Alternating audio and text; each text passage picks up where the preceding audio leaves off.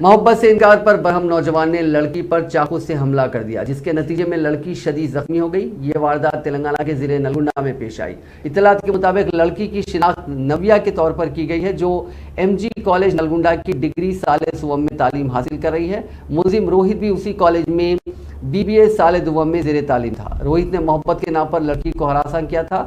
نویا کے والدین نے کہا کہ روہت نے گزشتہ ماہ لڑکی پر شراب کی بوتل سے حملہ کیا تھا، جس کے بعد روہت کے والدین نے ان سے خواہش کی تھی کہ وہ پولیس سے اس بات کی شکایت نہ کریں۔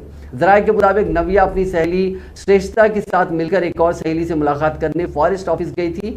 روہت اس بات کی اطلاع پر وہاں پہنچا اور اس نے نویا سے بات کرنے کی خواہش کی۔ جب لڑکی اس کے قریب پہنچی تو اس نے لڑکی کے گلے، پیٹ، ہونٹوں، کمر اور پیروں پر چاقو سے حملہ کر دیا۔ لڑکی کو اس کے سہیلیوں نے علاج کے لیے فوری طور پر قریبی اسپتال منتقل کر دیا، جہاں اس کی حالت مستحکم بتائی جاتی ہے۔ پولیس نے اس خصوص میں ایک معاملہ درج کر کے جانچ شروع کی تھی۔ سپرنٹینڈنٹ پولیس نلگونڈا ریما راجیشوری نے میڈیا کو بتایا کہ قاتلانہ حملے کرنے والے نوجوان کو گرفتار کر لیا گیا۔